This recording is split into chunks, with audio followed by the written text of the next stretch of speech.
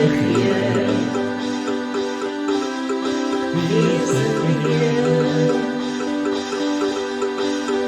die begin met die einde wat is, wat was en wat kom.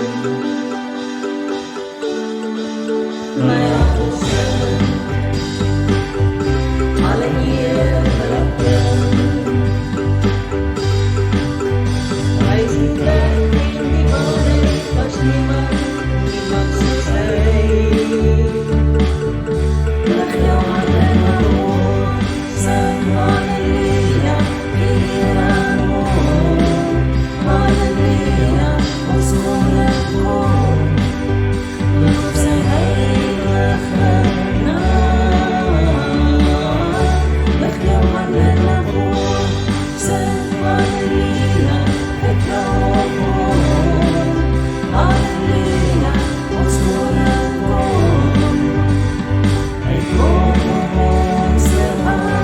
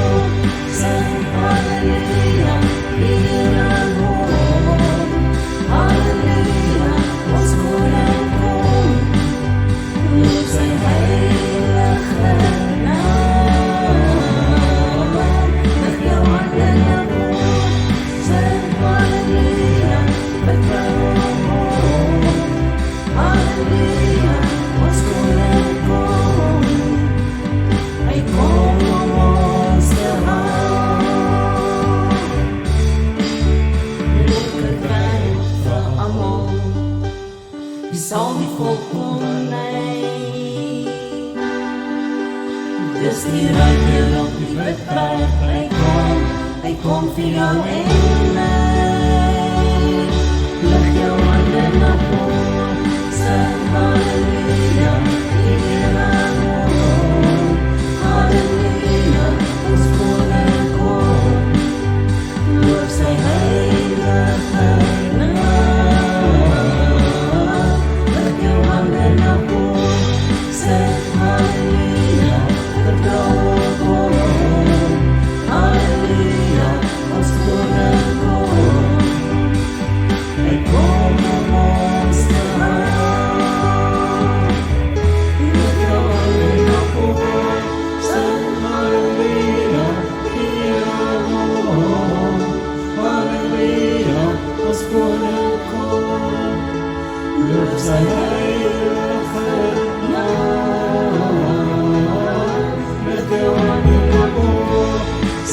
Halleluja, ek lof hom. Halleluja, ons koning kom, hy kom om ons te hou. Ons koning kom, hy kom om ons te hou.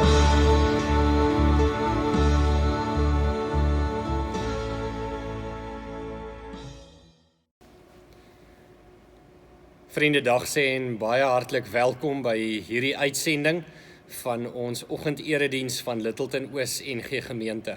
Dis vir my 'n voorreg om jou hier te kan ontmoet. Ek kuier sommer hier by 'n vriend van my se kerk, sommer net so 'n bietjie vir iets anders en 'n ander belewenis. Maar die feit van die saak is, omdat jy inskakel en ons die woord mee besig is dit kerk.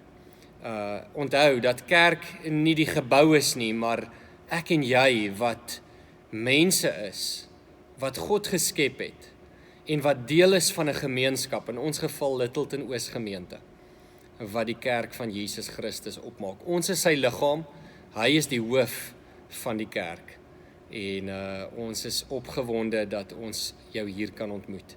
En mag het wees dat met die vlak 2 lockdown, waarin ons nou is in Suid-Afrika, dat ons binnekort mekaar in die oë kan kyk en weer kerk kan hou in ons eie gebou. Maar met dit gesê, kom ons fokus op vandag se diens.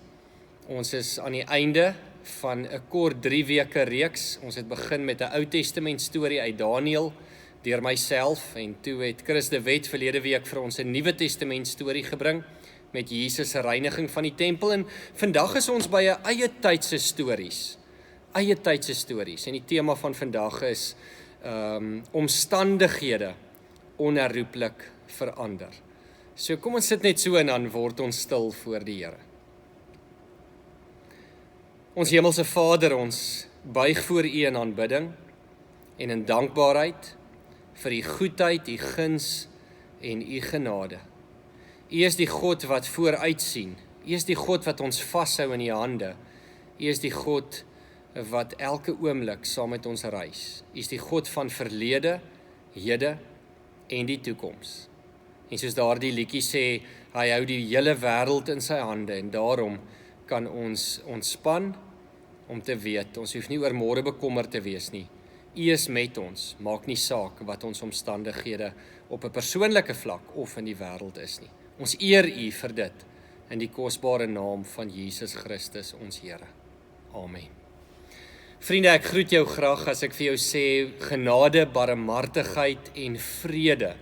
En hierdie groet kom van God ons Vader, van sy Seun Jesus Christus en van die Heilige Gees. Ons gaan begin met 2 liedere wat ons saam met mekaar gaan sing. En dis 2 wonderlike liedere wat ons wil sing, 2:12 en 2:14. Loof die Here, hy is goed, of loof die Here, hy is goed, en Here, ons sal U loof. Dis die eerste 2 liedere wat ons gaan sing, en dan direk daarna, liedboek 157, Here Jesus, ons is saam. Gaan haal jou boekie, sit gereed en sing lekker saam met ons.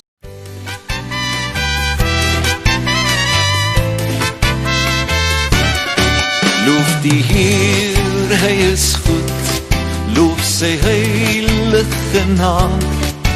Laat alles in die groot heelal die Here loof.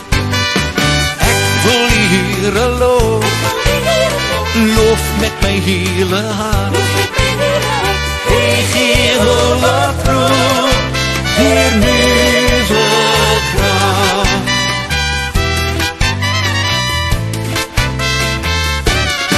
Hy het my sonde vergeet en hy maak my sy kind.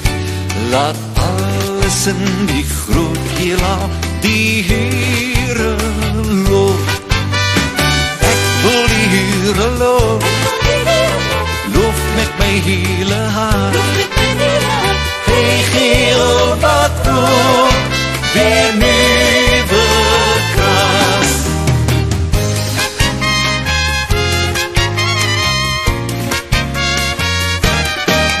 Loof o hemel die Heer, al die engele saam. Laat alles in die groot heelal die Here loof. Ek wil die Here loof met my hele hart. Hy gee wat roep, weer nuwe krag. Hy gee wat roep, weer nuwe krag.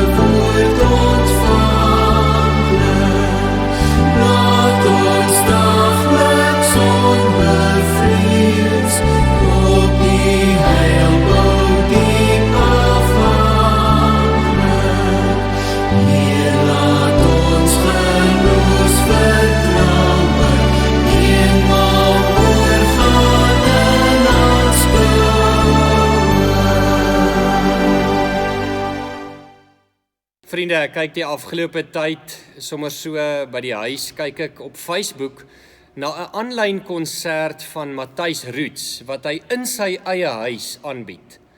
Weens die feit dat ons in 'n staat van inperking is. En ek luister so lekker na van sy liedere. Nou op 6 April 2009 het Matthys Roots op sy motorfiets geklim en hy was op pad na die Klein Karoo Nasionale Kunstefees toe. En net buitekant Bloemfontein, kort na 'n koffiestop, het Matthys Roots se lewe onherroepelik verander. Hy skryf in 'n onderhoud van hierdie motorfietsongeluk wat op die N1 snelweg gebeur het en waarin hy verlam is en soos ek dink meeste van julle weet, hy nou in 'n rolstoel vasgeklem is as 'n parapleeg. En in 'n onderhoud na die ongeluk sê hy die volgende. Hy sê my pad het onherroepelik verander. Die eerste jaar was ongelooflik moeilik en 'n reuse uitdaging. Daar was geen ander manier nie. Ek moes eenvoudig aangaan. So hy het hierdie ongelooflike ongeluk gehad, maar hy het net besef daar's nie 'n ander manier nie. Hy moet aangaan. En nou sê hy sê nou kyk ek met verbasing terug na hoe normaal ek alles in my lewe ervaar. By die Klein Karoo Nasionale Kunstefees vertel ek met nuwe liedjies en foto's en video's, vertel ek van alles wat sentraal staan tot wie ek is en die pad vorentoe waarna ek uitsien. Vir my is dit 'n storie waarop ek ongelooflik trots is. Maar die lewe het in 'n oogwink vir Matthys Roots onherroepelik verander. Op die 9de Augustus is die eerste van my ma se susters oorlede in die hospitaal in Port Elizabeth. En sy was 'n formidabele vrou, Tannie Lydia. En dit was vir ons as familie 'n groot slag. Want sy was hierdie sterk vrou, sy het 'n onwrikbare geloof gehad in Jesus Christus. Sy was een van my mees geliefde tannies gewees. So ons harte is baie seer, want haar stem het stil geword en haar plek is leeg onder ons as familie. Die lewe het veral vir my neef en 2 niggies, haar kinders, maar ook vir ons almal as familie onherroepelik verander. Dit sal nooit weer dieselfde wees sonder Tannie Lydia nie.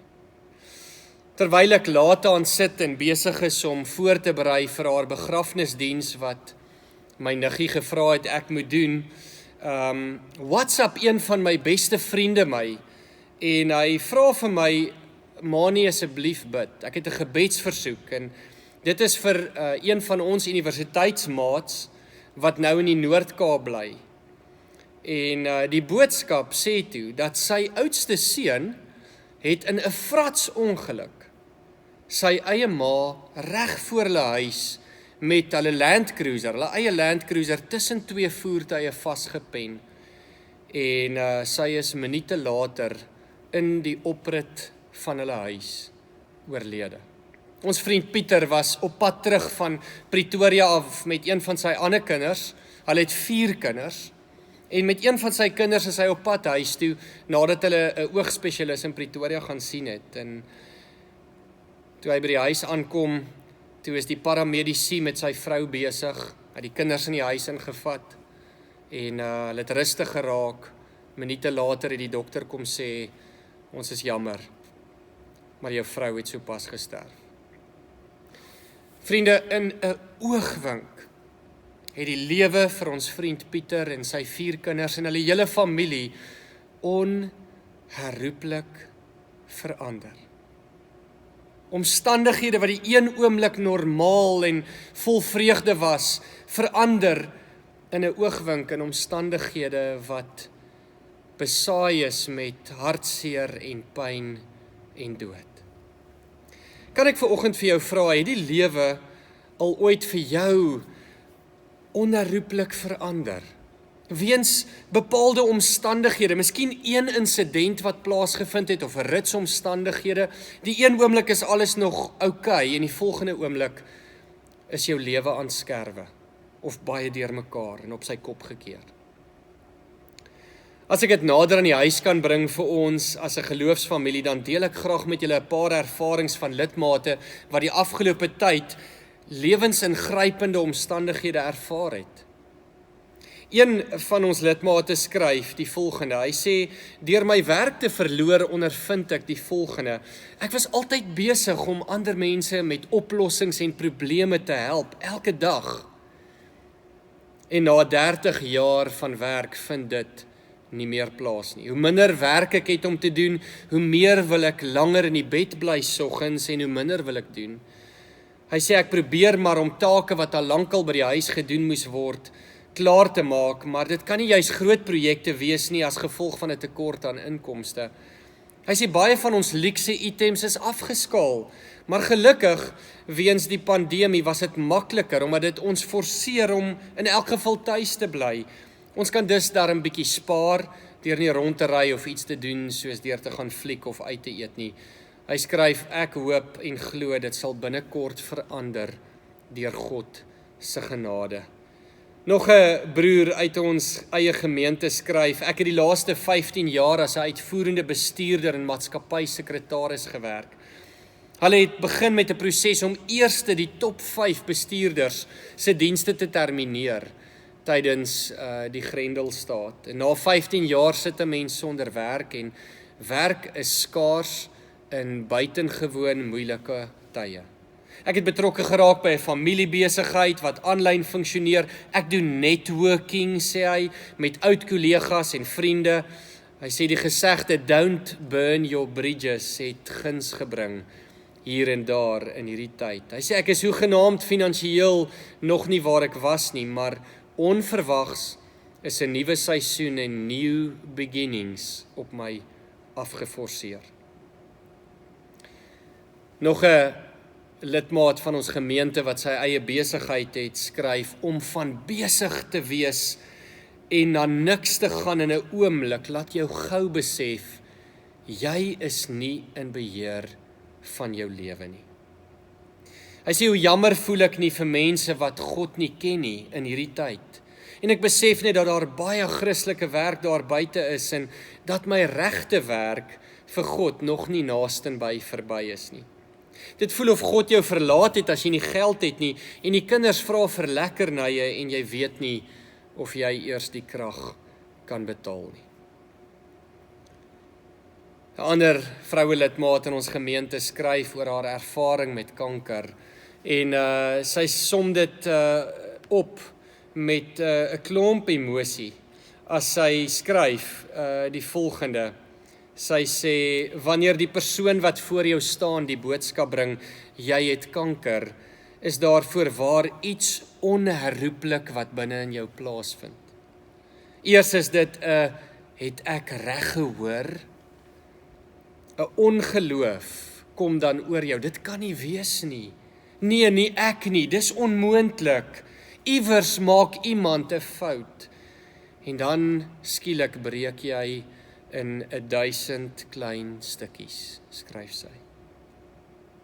Jy weet nie hoe om daardie aan ander oor te dra nie, jy weet nie hoe jy hierdeur gaan kom nie, en jy weet nie hoekom dit met jou gebeur nie. Daar is verseker net een manier hoe mens deur hierdie donker diepte kom, en dis om jou hand in God se hand te plaas, en hom toe te laat om geblinddoek daardeur jou te lei. As jy al jou vrees en seer en onsekerheid en ongeduld en magteloosheid en verwarring en pyn aan God opdra, dan voel jy soveel ligter en sien jy vir so baie kans. Kanker, werksverlies, die dood, dinge wat deel is van die lewe, vriende. En wat maak dat 'n min of meer normale lewe waar alles redelik seepglad loop, in 'n oogwink handomkeer verander en daar skielik donker wolke oor jou lewe kom hang. Jy's bang, jy's onseker, jy's hartseer dalk en ervaar dalk selfs pyn, fisiese pyn, emosionele pyn. Vriende, en dit is waaroor vandag se boodskap gaan. oor omstandighede wat onherroepelik verander. Weet julle, as ons na die Nuwe Testament kyk, en ek het my Bybel oop hier in een van Paulus se briewe aan die gemeentes in die Nuwe Testament, spesifiek die brief van Filippense wat hy vir die gelowiges in Filippi geskryf het. En dan is daar 'n baie kosbare gedeelte hier in Filippense 4 vanaf vers 10. Paulus sê, ek was baie bly in die Here dat julle na so lang tyd weer gewys het dat julle nog aan my dink. Nie dat julle my ooit vergeet het nie, julle het net nie die kans gehad om iets te doen nie. Ek sê dit nie omdat ek gebrek ly nie, want ek het geleer om my in alle omstandighede te behelp. Ek weet wat armoede is en ek weet wat oorvloed is. Van alles het ek ondervinding om genoeg te hê om te eet, sowel as om honger te ly, om oorvloed te hê, sowel as om gebrek te ly. Ek is tot alles in staat deur hom wat my krag gee. Nietemin het julle goed gedoen deur my in my moeilike omstandighede by te staan.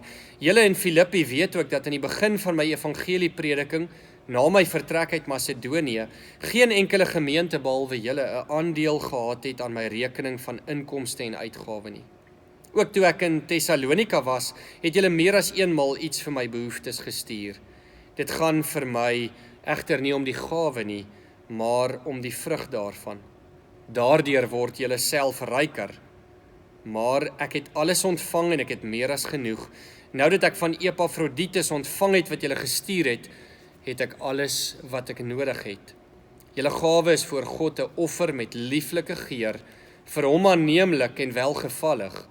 Vers 19, en my God sal in elke behoefte van julle ryklik voorsien, volgens sy wonderbaarlike rykdom in Christus Jesus. Aan ons God en Vader behoort die heerlikheid tot in alle ewigheid. Amen. Hierdie Epafroditus waarvan Paulus praat, as hy ou terugblaai na Filippense 2 toe, vers 25, dan hoor ons iets wat so mooi by aansluit. Hy sê, ek ag dit noodsaaklik om die broer Epafroditus, my medewerker en medestryder, wat deur julle hierheen gestuur is om my in my omstandighede by te staan, na julle toe terug te stuur. Wat deur julle hierheen gestuur is om my in my omstandighede by te staan. Vriende, ons lees net tot so ver hier uit die brief van Paulus aan die gelowiges in Filippi. Omstandighede onherroepelik verander. Weet julle, ons almal ken die vers in Filippense 4 vers 13 baie goed, wat sê ek is tot alles in staat deur Christus wat vir my krag gee. Ek wil graag, voor ek iets meer oor hierdie teks sê, een kort video insetsel met jou deel. Dis 'n getuienis van nog iemand in ons gemeente, wie se lewe deur omstandighede in 'n oogwink ook 'n klompie jare gelede onherroepelik verander is. Kom ons luister na hierdie getuienis van Arie Roos. 23 Februarie 2005 was ek in 'n baie groot motorfietsongeluk gewees. Ek het op impak my regterbeen onder verloor, regterbobeen gebreek, my bekken was gebreek, linker skouer was gebreek, was redelik stikkend. Op pad na die hospitaal toe, in die ambulans het die een paramedic vir die ander een gesê, hierdie man het nie meer as 10% kans om te lewe. Ek het by ICU aangekom, hulle het my gespuit met morfine en jodium, ek is hoogs allergies vir jodium, en weer eens het my 10% kans nog minder geraak. Ek is deur verskeie operasies en maande in die hospitaal gewees, waarby ek op die laaste operasie bloedklont deur die longe gehad het en hartstilstand, maar deur gebede wat my familie en my vriende gedoen het, is ek deurgetrek en lewe ek vandag 'n gesonde lewe en gaan dit baie goed met my. Ek het altyd gewonder, hoekom het dit met my gebeur? Mense het altyd daai vraag, maar ek dink 'n mens moet nie God in twyfel trek nie. Enige iets wat met jou gebeur met 'n doel, en ek kon vir baie mense tot op stadium, kon ek 'n getuienis wees en vir hulle krag gee. As jy dink dinge gaan met jou erg, mense, kyk net om jou. Daar's baie ander mense wat baie erger het as wat jy het. En daarom staan vas, glo in die Here, hy sal jou deurhelp. In sy WhatsApp boodskap aan my skryf Ari hoe hy na die ongeluk weer moes leer om van vooraf sy liggaam aan te wend met beperkings. Hoe alles wat vanselfsprekend was voorheen en normaal, soos om self te kan eet, jou tande te borsel ensovoorts, 'n absolute uitdaging geword het. En dan sê hy, jy leer om aan te pas en te cope met omstandighede deur vas te vertrou op God, wat jou bystaan en jou krag gee om enigiets te kan hanteer en verwerk. En daarom skryf Ari, is my lese na die ongeluk, ek is tot enige iets in staat deur Jesus wat my krag gee. Vriende, as 'n ou terugkeer na Filippense 4 toe, dan hoor ons vir Paulus aan die woord hier in die slotgedeelte van sy brief. En Paulus is natuurlik 'n gevangene en dis nie vir hom maklik nie. En in hierdie moeilike omstandighede skryf hy vir hierdie gelowiges. En dan sê hy vir hulle dat hy so dankbaar is vir die bydrae wat hulle vir hom gestuur het deur Epafroditus. Dat hulle aan hom gedink het weer. En dan herinner hy hulle dat hulle die gemeente was wat die enigste gemeente was wat 'n aandeel gehad het aan sy rekening van inkomste en uitgawe in die bediening. En hoe hulle ook, toe hy in Thessalonika was, meer as eenmaal om gehelp het. En hierdie konteks van die gedeelte is baie belangrik vir my en jou om te verstaan. Ons is, meeste van ons seker, is gek oor Filippense 4 vers 13, wat sê ek is tot alles in staat deur Christus wat my krag gee. Maar die konteks is so belangrik, want Paulus begin skryf oor moeilike omstandighede. Hy dank die gemeente vir hulle bydrae en vir hulle ondersteuning finansiëel. En dan sê hy, ek sê dit nie omdat ek gebrek ly nie, want ek het geleer om my in alle omstandighede te behelp. En dan vers 12, ek weet wat armoede is, en ek weet wat oorvloed is. Van alles het ek ondervinding om genoeg te hê om te eet, sowel as om honger te ly, om oorvloed te hê, sowel as om gebrek te ly. En dan, ek is tot alles in staat deur hom wat my krag gee.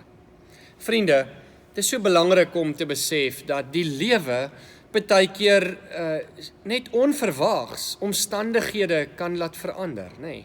Iets gebeur, skokkende nuus oor jou gesondheid, of nuus oor iemand se lewe, of dalk nie so erg as om 'n lewe prys te gee nie, maar 'n aankondiging dat jy nie meer werk het nie, of minder salaris gaan verdien. Alles dinge wat aan 'n mens vat, wat jou boksie as te ware kom skud, en wat kan maak dat jou lewensomstandighede in 'n oomblik onherroepelik verander. Nou vriende, Paulus was nie onbekend hiermee nie. Paulus het trouwens 'n hele paar keer dit beleef. Paulus het op 'n keer hier in Handelinge 27 is hy op 'n skip, en dan is dit storms en reën en moeilike omstandighede op die see. So erg dat hulle naderhand nie meer kos het nie. Hulle gooi goed oorboord en daar's nie meer kos om te eet nie, en het hulle die hoop om te bly lewe laat vaar. Maar die Here trek hulle deur. Paulus is geloofsvas, rotsvas in sy geloof, en sê ons sal oorleef, en hulle oorleef. Maar lewensbedreigende omstandighede.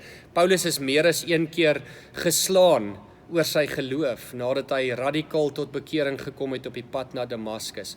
Een oomblik is hy 'n vervolger van die kerk, en die volgende oomblik is hy 'n totaal ander mens wat die lewende Here ontmoet het, en wat sy lewe prysgee as 'n evangelis, as 'n tentmaker, wat aan die een kant bietjie werk doen en om geld te verdien, en om aan die ander kant die evangelie te kan verkondig aan die heidene nasies. Paulus was menigmaal in die tronk gegooi. Paulus weet van lewensomstandighede wat onherroepelik kan verander in 'n oomblik. Van die mees fantastiese plek waar jy aan kan dink om te wees. In hierdie einste boek van Filippense skryf hy daaroor. Hy sê ek is op die 8ste dag is ek besny, van geboorte Israeliet uit die stam Benjamin, 'n egte Hebreër. In wetsopvatting was ek 'n Fariseer. In my ywer 'n vervolger van die kerk in onderhouding van die wet van Moses om vryspraak te kry onberispelik. Dis in Filippense 3 vanaf vers 5 tot en met vers 6. Hy het die lewe geleef. He was living the life. Hy was prominent in die samelewing, hy was 'n prominente leiersfiguur, hy het die beste opleiding gehad, hy het waarskynlik heel wat geld gehad, kom uit 'n ryk familie, en in 'n oogwink verander alles op die Damaskuspad. Verloor hy dit alles en kies hy ook om dit prys te gee, soos wat die res van sy brief sê in Filippense 3, as jy dit wil gaan lees.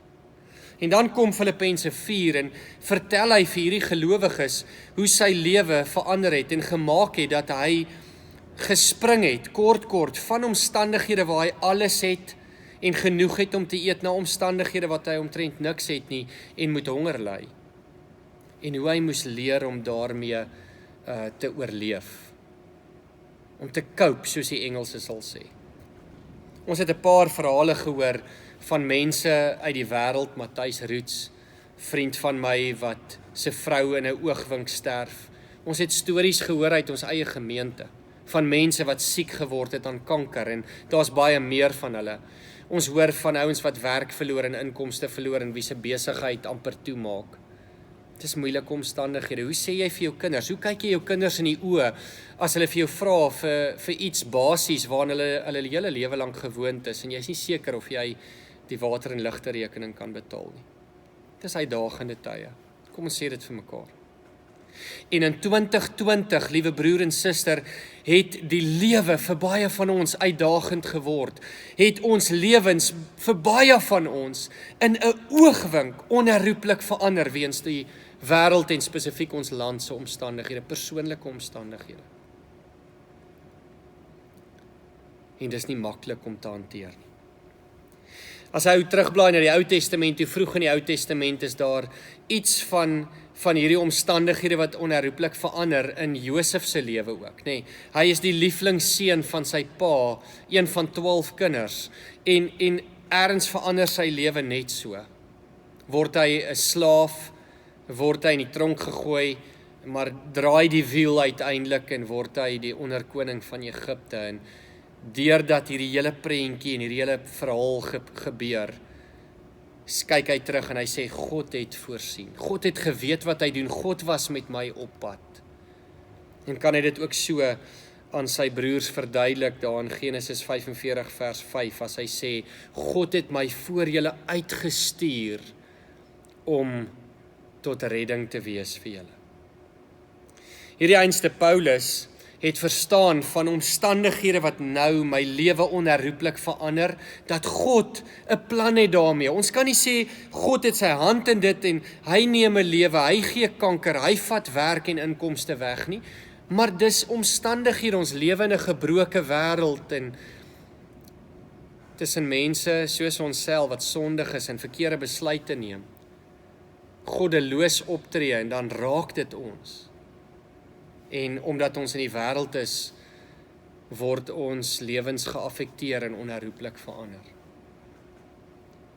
Maar hierdie einste Paulus het geweet dat die God wie se kinders, ek en jy, moeilike lewensomstandighede ervaar, daardeur getref word soos 'n golf van die see, brander wat jou omslaan. Weet die God van Paulus en die God van die Bybel, my en jou God, weet hy waarheen hy met ons op pad is en dat hy ons sal vashou in sy hande. Dis die belangrikste. Luister mooi wat skryf hy in Romeine 8 vers 28, is daar so 'n mooi gedeelte wat baie bekend is, jy sal dit ken. Kyk gerus daarna hier op die skerm, wat sê, ons weet dat God alles ten goeie laat meewerk vir die wat hom lief het, die wat volgens sy besluit geroep is. God laat alles ten goeie meewerk. Die pyn, die seer, die kanker, die moeilikheid, die finansiële bankrotskap, die lewe wat wegval, die verhouding wat breek, alles laat God ten goeie meewerk. En moet ons besef dat God altyd met ons op pad bly, vriende. En moet ons dalk eerder praat nie van die lewe as 'n reeks ongelukke wat soms plaasvind nie, maar as 'n reeks afsprake, 'n reeks oomblikke, momente as jy wil, waardeur die Here met ons op pad is. Psalm 32 vers 8 sê dat God se oog is op ons. Hy het sy oog op ons en sy hand onder ons. Hy het sy oog op Paulus gehad, hier waar Paulus hierdie brief skryf vir die gelowiges in Filippi, om vir hom te sê, Paulus, ek het jou belange op die hart. En voorsien hy 'n gemeente soos hierdie om ook finansiëel te voorsien, sodat Paulus kan staande bly. Maar jy sien, wanneer omstandighede verander, dan is die vraag, wat bring dit voort uit ons uit? Wat bring dit voort? Ek wil vir jou vertel, een ou skryf van 'n man wat in Amerika op 'n lughawe sit en wag vir sy vliegtuig om sy vlug om te vertrek. Hy sit en wag vir die vliegtuig en hulle kondig aan in hierdie O'Hare, Chicago O'Hare lughawe, sê hulle, maar die vlug is ongelukkig vertraag. En hy sê, terwyl hy daar sit, haal hy nou maar 'n boek uit sy sak uit en hy begin lees, want hy kan niks daaraan doen nie. Hy sê, maar uit die hoek van sy oog uit, hou hy 'n ander ou dop, wat op en af, spanningsvol loop, die heeltyd. Kyk die heeltyd op sy horlosie, vee die sweet van sy voorkop af. Hy sê, op 'n stadium dink hy by homself, hy sê, hierdie man is 'n man sonder innerlike hulpbronne. Hy sê, later het hierdie ou na hom toe gekom en vir hom gevra, hoekom is jy so kalm, terwyl die vlug en al die ander vlugte laat is? Hy sê, ek het die geleentheid gehad om die evangelie met hom te kon deel. Hy sê, terwyl hy terugvlieg van Chicago af, via New York, moes hulle ergens oorbly op Kennedy lughawe in New York in 'n parkeer spasie vir die vliegtuig en 'n uur lank op die vliegtuig sit. En hy sê die persoon wat oorkant hom sit, aan die ander kant van die paadjie, sê, bring us the booze, bring die drank, dat ons drink, dat ek net kan ontspan. En dan sê hy, hierdie ou, vir hom was drank sy enigste hulpbron, wanneer toe die omstandighede van die lewe teen hom gedraai het, met 'n vlug wat vertraag is, en die horlosie se wysers wat tik. Vriende, as 'n ou dink oor die natuur, nê, dan kan ons sien buite in die natuur is daar baie dinge in die natuur wat van elders af hulpbronne, 'n hulpbron het of hulpbronne het waar hulle moet vanaf gevoed word, waarvan af hulle voorsiening moet kry. Dink maar byvoorbeeld aan 'n boom wat elders in 'n woud staan. 'n Boom wat langs 'n rivier staan. Ons sien net die stam en die takke en die blare, maar daai blare om groen te wees en lewe te hê, moet hulle van elders af water en voedingsstowwe kry. En dit kom natuurlik uit die wortels uit wat diep onder die grond is. Waar dit water en voedingsstowwe vanaf trek, maar ons kan dit nie sien nie. Dink maar aan riviere self. Riviere het 'n oorsprong. Hoog bo in die berge ontspring hulle en beweeg af en vloei af. En dis waar die bron is waarvan hulle water vandaan kry. Ons kan dit nie sien nie, maar jy sien uiteindelik die water. En net so in 'n mens se lewe, ek en jy, moet ons elders ons wortels hê, moet ons elders 'n oorsprong hê, 'n bron hê van waaraf ons gevoed word. En inderdaad is dit so. En die vraag is, wanneer omstandighede teen jou draai, wat voed jou? Wat voed jou?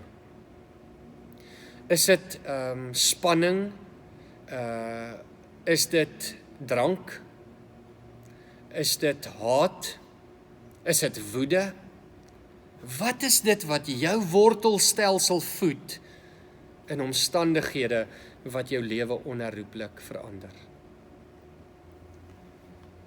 Een van die Bybelkommentators, J.B. Phillips, 'n ou wat wonderlike goed geskryf het, skryf oor hierdie Filippense 4 vers 13, skryf hy die volgende. Hy sê, I am ready for anything through the strength of the one who lives within me. Ek lees dit weer vir jou. I am ready for anything through the strength of the one who lives within me. Die Living Bible sê dit soos volg. Dit sê, I can do everything God asks me to with the help of Christ who gives me the strength and the power. Jy sien, dis wat Paulus hier kom sê het. Dat Christus oor heeltemal genoeg voorraad en hulpbronne beskik vir die uitdagings wat die lewe bied. En daarom vind hy sy krag in Christus. Gee Christus vir hom krag om alle omstandighede te kan hanteer, te kan face, soos ons in Engels sal sê. Hudson Taylor, 'n kosbare sendeling, wat vir baie jare as sendeling in China gewerk het, het baie jare gewerk en hy het gevoel asof hy stoei en nie vreugde het in sy bediening daar in China nie. En toe kry hy 'n vriend, een van sy vriende af eendag 'n brief. En sy vriend skryf vir hom die volgende. Hy sê, it is not by trusting my own faithfulness, but by looking away to the faithful one. Is dit nie mooi nie? It is not by trusting my own faithfulness, but looking away. En as hy nou dink oor Jesus in die Nuwe Testament, die einste Jesus wat vir Paulus ontmoet het, langs die pad van Damaskus, op pad Damaskus toe, wat Paulus se lewe in 'n oomblik verander het van die vooraanstaande, ryk, geleerde ou, na die man wat soos klei word in die hand van die Skepper, die verlosser van die wêreld, Jesus Christus. Hierdie Jesus skryf in Johannes 15 'n les wat Paulus geleer het en wat ek en jy moet leer in moeilike omstandighede wanneer die lewe vir my en jou onherroepelik verander. En dit is natuurlik daardie bekende gedeelte in Johannes 15 wat so mooi is. Dis een van die ek is uitsprake van Jesus in die Johannes Evangelie. Johannes 15 vers 1 wat sê, ek is die ware wingerdstok en my Vader is die boer. Elke loot wat nie vrugte dra nie, snoei hy af. Maar dan sê hy verder aan, hy sê, julle moet in my bly en ek in julle. 'n loot kan nie uit sy eie vrugte dra as hy nie aan die wingerdstok bly nie, en so julle ook nie as julle nie in my bly nie. Ek is die wingerdstok en julle die lote. En vriende, dis nog 'n voorbeeld uit die natuur natuurlik. Die lote in 'n wingerd kry hulle sap, hulle lewenssap om druiwe trosse voor te bring uit die wingerdstok. En so is my vraag vandag aan jou, wanneer lewensomstandighede kom, en baie van julle het in die afgelope weke, maande, ruwe stormsee beleef in jou lewe. Ek weet. Vir myself was dit nie aldag maklik gewees nie. En is dit soms nog ongemaklik, maar baie van ons het skielik in 'n oogwink omstandighede in vasgeloop, of omstandighede het ons omgekantel en dit het ons lewens onherroepelik verander. En wat ek en jy moet verstaan is dat die Here kom sê, soos wat die lote aan die wingerdstok bly, so moet ons aan God geanker bly. Soos die boom wat sy wortels in die grond insteek en 'n bron het waar hy sy voedingsstowwe kry. Soos die rivier wat ontspring daarbo in die bergpieke, so het ek en jy ook 'n bron. En daardie bron is die God van hemel en aarde, die God van die heelal, die Skepper, die drie enige God, Vader, Seun en Gees, wat sy Seun gegee het om te sterf aan 'n houtkruis en om opgewek het uit die dood deur die Heilige Gees, sodat ek en jy die lewe kan hê en dit in oorvloed. Al is ons in die moeilikste omstandighede van ons lewens. Vriende, as ons terugkeer na Filippense 4 toe, dan hoor ons dat Paulus dit geleer het by Jesus, om geanker te wees in Christus as die wingerdstok, hy wat die loot is. En daarom skryf hy dat ek weet wat armoede is en oorvloed, om genoeg te hê om te eet en om honger te ly, om oorvloed te hê sowel as gebrek, en ek is tot alles in staat deur hom wat my krag gee. Jy sien, Paulus het nie in sy eie krag gefunksioneer nie. Hy was geanker in Christus. Christus was die bron, Christus was die wortelstelsel, Christus was die punt van oorsprong vir die rivier van lewe en oorvloed wat Paulus in sy hart ervaar het. En daarom sê Paulus, ek is tot alles in staat deur hom wat my krag gee. As dit goed gaan, kan ek vreugdevol wees. As dit sleg gaan, kan ek ook vreugdevol wees en kan ek oorleef. Want God gee vir my krag en hy sorg vir my. Die Nuwe Testament praat op 'n paar plekke en meestal vanuit die pen van Paulus praat dit oor moeilike omstandighede. Hy skryf vir die gelowiges in Kolossense 1 vers 11. Hy sê, maar God deur sy wonderbare krag, want is die bron, God is die bron van krag, julle alle sterkte gee om in alle omstandighede geduldig te volhard. Vir die gelowiges in Thessalonika skryf hy die volgende: julle het ons voorbeeld gevolg en volgelinge van die Here geword. In baie moeilike omstandighede het julle die woord aangeneem met 'n blydskap wat van die Heilige Gees kom. In hoofstuk 5 vers 18 sê hy, wees in alle omstandighede dankbaar, want dit is wat God in Christus Jesus van julle verwag. In sy tweede brief van Timoteus, hoofstuk 4 vers 5 sê hy, Timoteus, bly jy in alle omstandighede nugter, verdra lyding, doen jou werk as verkondiger van die evangelie, voer al die pligte van jou bediening uit. En dan laastens Jakobus skryf in Jakobus 1:27, egte en suiwer godsdiens voor God die Vader is om weeskinders en weduwees in hulle moeilike omstandighede by te staan. Vriende, omstandighede gaan daar altyd in die lewe wees, kom ons sê dit vir mekaar. Altyd. Omstandighede kan vandag goed wees, dit kan in hierdie oomblik goed wees en binne minute, never mind 'n uur of 'n dag verder, kan omstandighede so radikaal verander het, dat jy jouself in onherroepelike lewensomstandighede bevind, waar alles vir jou verander het. En dan is die belangrike ding om vir jouself te vra, wat is my bron? En ja, jy kan in daai omstandighede na God draai, dis wat baie mense doen, wanneer die tekkie die teer slaan, dan draai hulle na God toe, Here, waar is U? Here, help my. En natuurlik kan ons dit doen, maar weet jy hoeveel meer waarde het dit, as ek en jy in goeie omstandighede, in kalm waters van die lewe, reeds ons wortels in die grond van God se genade en liefde en hoop en krag instoot, en begin reserves opbou, vir wanneer die dag dalk kom, wanneer lewensomstandighede my slaan, en my lewe onherroepelik verander. Dis dan soveel makliker. Soveel makliker.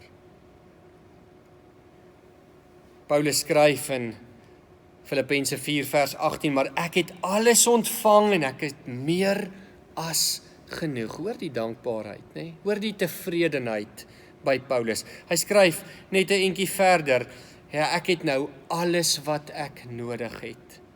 Julle gawe is 'n lieflike offer voor God. Ek het alles wat ek nodig het.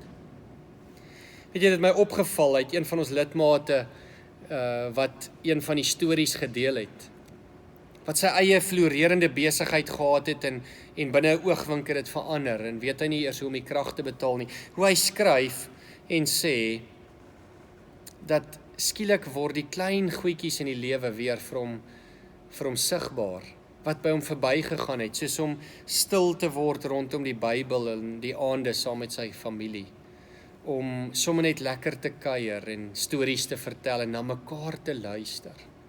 Dit is so waardevol. toe ek ons universiteitsvriend Woensdag bel, om te simpatiseer met sy vrou, wat minder as 'n week gelede in hulle eie oprit gesterf het. Toe sou Pieter se woorde die volgende.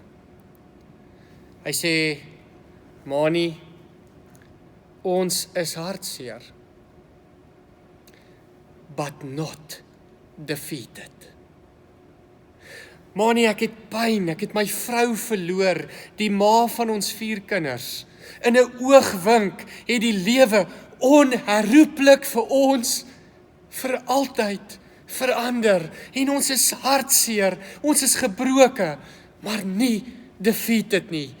En ek weet, my vriend kan dit sê, omdat sy wortels lankal al, toe ons jong manne was op universiteit, al geanker was in die rots, in die bron van krag, Jesus Christus, die Here.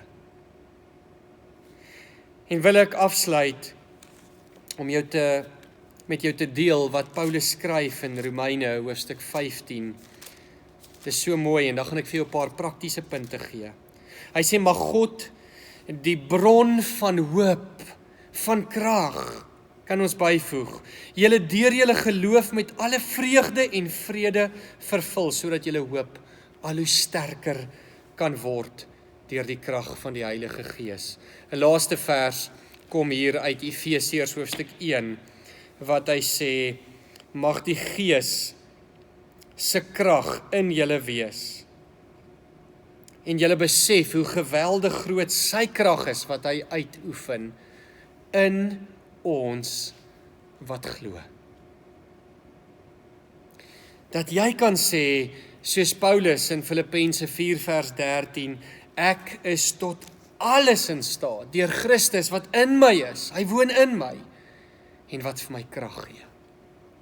Vriende, ek deel met jou 'n paar praktiese goed, wat ek dink ek en jy vandag moet hoor, as ons praat oor omstandighede wat die lewe onherroepelik verander.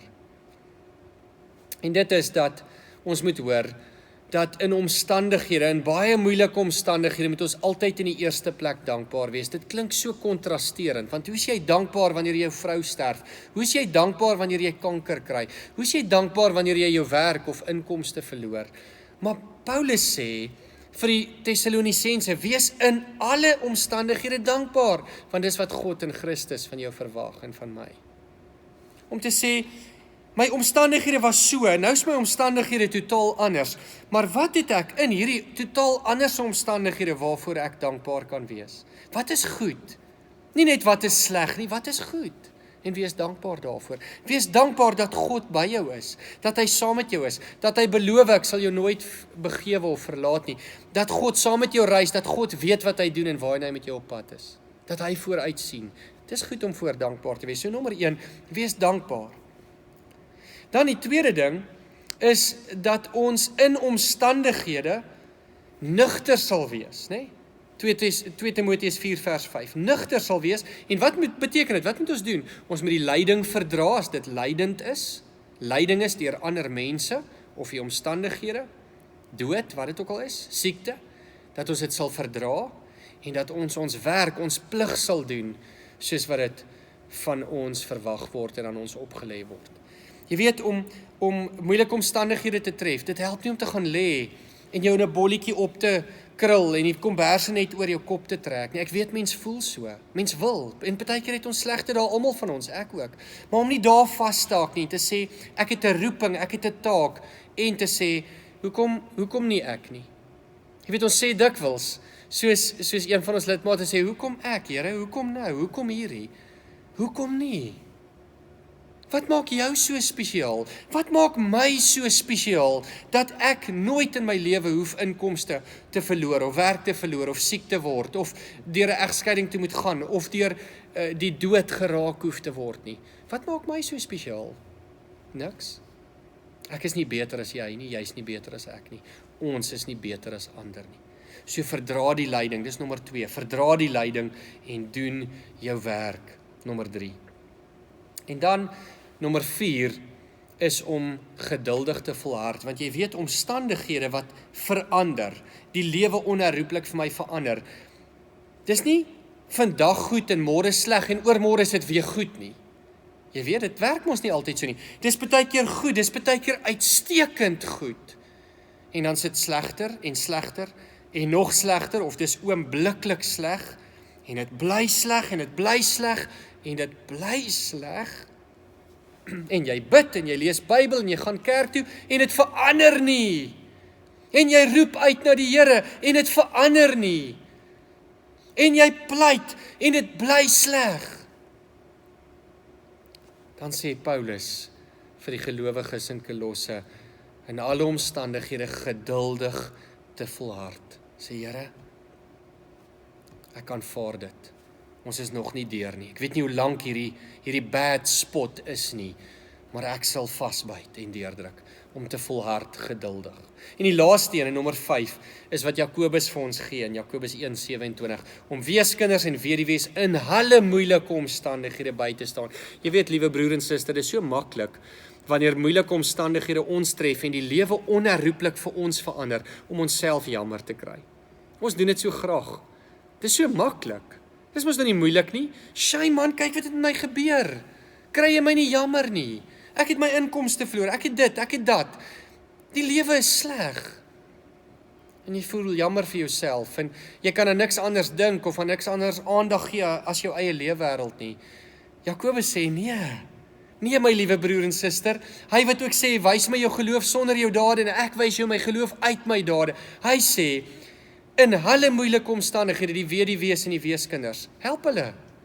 Wanneer dit sleg gaan met my en jou, vra met wie gaan dit nog sleg en wat kan ek vir hom of haar doen? Vir hulle, vir 'n gesin.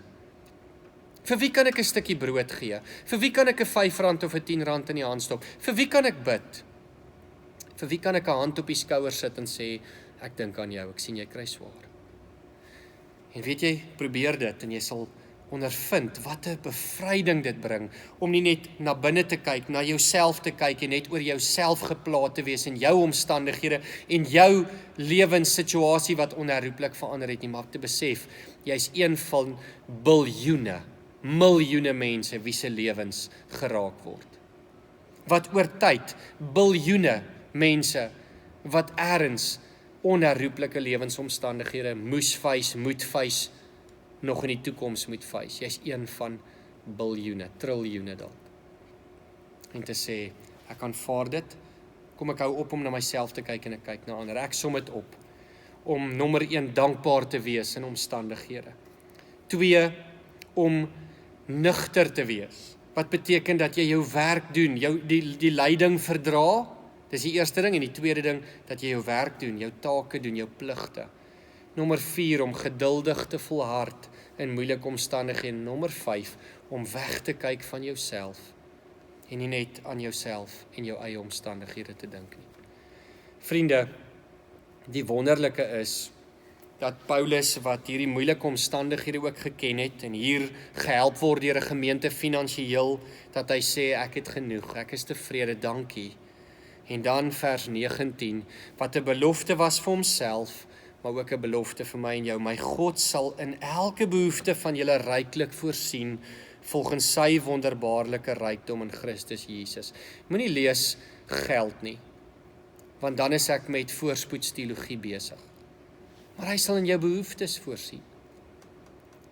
As jy aan die ontvangkant was van finansiële swaar kry, bankrotskap dalk, werksverlies, dan sê Paulus, my God sal voorsien in jou behoeftes. Dalk nie vandag nie, miskien nie môre nie, miskien nog nie eers volgende week of volgende maand nie, maar hy sal. Staan vas. Sit jou hand in geloofsvertroue in die hand van die Here, soos Paulus, en sê of dit goed gaan of sleg gaan, ek is tot alles in staat, deur hom wat my krag gee. Ek wil vir jou graag lees wat in Psalm 18 geskryf staan, en daarmee sluit ek af. Een van ons lidmate wat met kanker getref is, sê, hierdie het so baie vir haar beteken. U Here, laat my lamp helder skyn, my God gee lig As dit donker is om my, met U hulp loop ek 'n oormagstorm, met my God by my, is geen stadsmuur vir my te hoog nie. Die ou vertaling het gesê, met my God loop ek 'n bende storm en spring ek oor 'n muur. Mag jy, liewe broer en suster, in moeilike omstandighede wat jou lewe onherroepelik dalk verander, mag jy vas staan in geloof en sê of ek baie het of bietjie het of niks. Ek is tot alles in staat deur Christus wat my krag gee. Ek hou vas aan hom. Ek kyk op en ek kyk vorentoe, want ek weet, die Here is met my. Amen. Kom ons bid saam. Hemelse Vader, so baie dankie vir hierdie boodskap van vandag.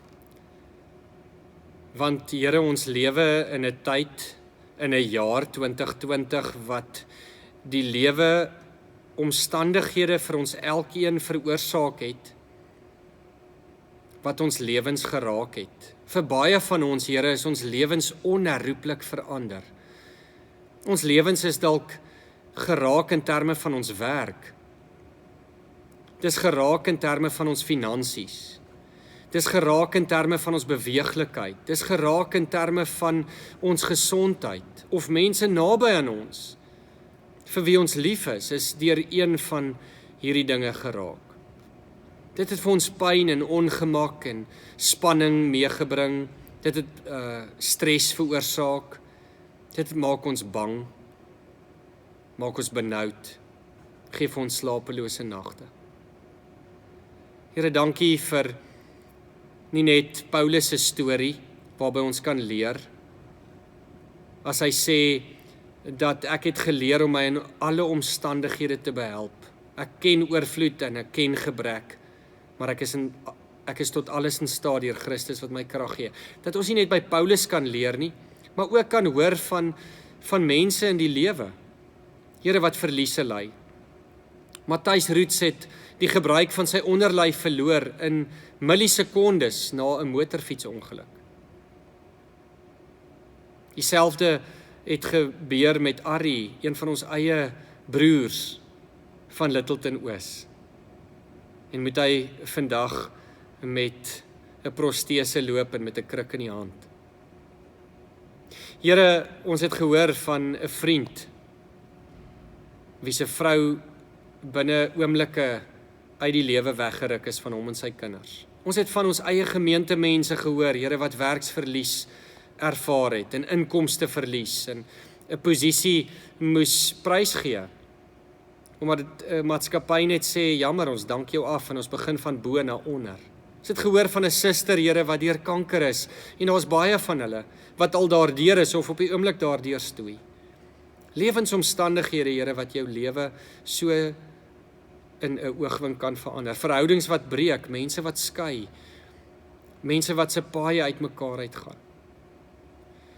Here, my gebed is dat U ons sal herinner deur die woorde van Paulus, dat of ons bo is of onder in die lewe, of dit goed gaan of sleg, of ons oorvloed het of gebrek, dat ons sal weet, ons kan aan U vashou. U sal saam met ons reis, en dat U in al ons behoeftes sal voorsien, oor tyd. Here, en dalk gaan U nie elke gebed beantwoord nie, want U is nie 'n vending masjien nie, U is nie 'n Kersfeesvader nie, maar U weet ook wat ons nodig het. Soms sal ons een ding vra en U sal iets anders gee, maar die feit van die saak is, U laat ons lig helder skyn. U oog is op ons, Here, sê Psalm 32. U hand is onder ons. U reis saam met ons. Dankie vir dit. En daarom dankie dat ons kan vashou, ook aan Psalm 18 wat sê, met my God loop ek 'n bende storm en spring ek oor 'n muur. Here, ons hou vas aan U vir vandag, vir elke dag, vir elke oomblik van ons lewens. Maar help ons om nie te wag tot krisis kom nie, tot lewensomstandighede my lewe onherroepelik verander nie. Help ons om elke dag ons wortels in die grond van U woord en U waarheid en U genade in te stoot, sodat ons elke dag kan gevoed word en kan krag kry, sodat wanneer die lewensomstandighede ons slaan, ons soos my vriend Pieter kan sê, Manie, ons is hartseer en gebroke, but we are not defeated. Ons hou vas aan die Here. Hy gee ons krag. Here, mag dit waar wees vir elkeen van ons se lewe. Ek bid dat u hand oor elke een wat na hierdie boodskap luister sal hou, en besonder ons gemeente, en dat u vir ons ook die pad sal wys van hier af vorentoe in Jesus se naam. Amen. Vriende, dit was so lekker om saam met julle te kuier en ons gaan afsluit met 'n wonderlike lied. Dis daai bekende lied wat sê, selfs al sou die vyeboom nie bot nie, en daar geen druiwe aan die wingerde wees nie, nogtans sal ek in die Here jubel. Want dis wat Paulus gedoen het. Ek het genoeg, ek is tevrede. Dankie, dat ons in alle omstandighede dankbaar sal wees, selfs al gaan dit hoe swaar. Geniet dit saam met ons en dan spreek ek die seën uit.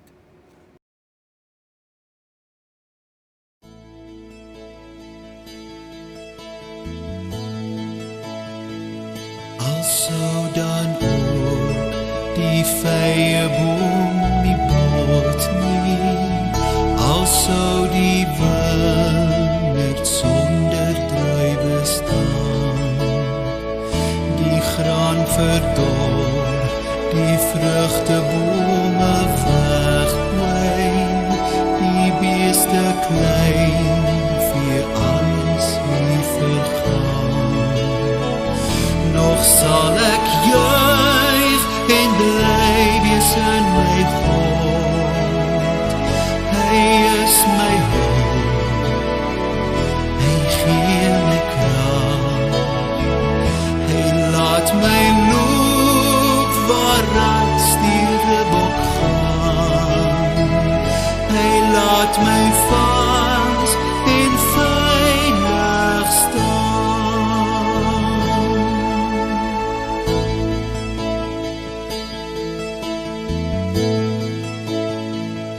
Alsou dan ook die vyeboom nie bot nie, alsou die wingerd sonder druiwe staan, die graan verdor, die vrugtebome wegwyn, die beeste klein, vir alles nie vergaan. Nog sal ek juig en bly wees in my God.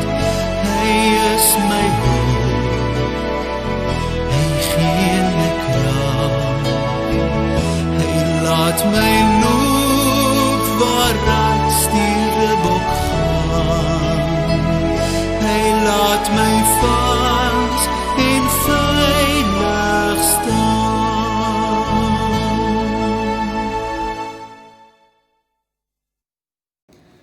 Vriende, ontvang die seën van die Here en gaan leef in sy vrede. Mag die genade van ons Here Jesus Christus, die liefde van God ons Vader en die kragtige werking en teenwoordigheid van sy Heilige Gees met elkeen van julle wees en bly. Amen.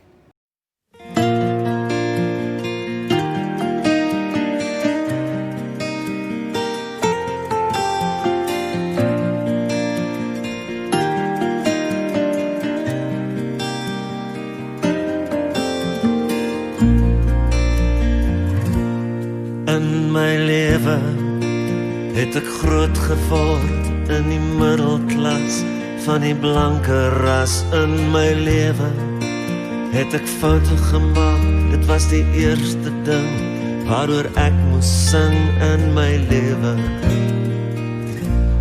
In my lewe het ek skool gegaan en Afrikaans gepraat, dit was 'n voelvry pad.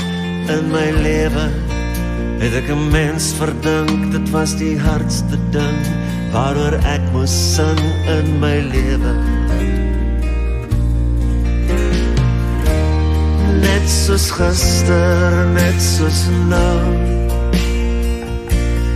is daar dinge en baie mense waarvan ek hou. Maar ek sukkel nog met my hart, ja, hy wissel nog gedurig van warm na koud. In my lewe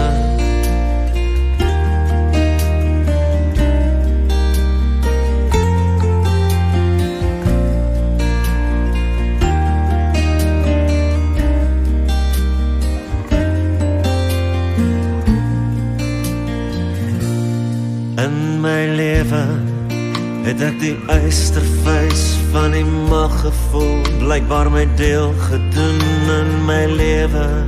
Het ek die dood gesien, dit was die zwaarste ding waaroor ek moes sing in my lewe. In my lewe het ek die States gesien, het ek Parys gesien, ek wil die res nog sien in my lewe. Het ek my lief gevind, sy was die mooiste ding waaroor ek moes sing in my lewe. Net soos gister, net soos nou, is daar dinge in my mense waarvan ek hou. Maar ek sukkel nog met my hart, ja, hy wissel nog gedurig van warm na koud in my lewe.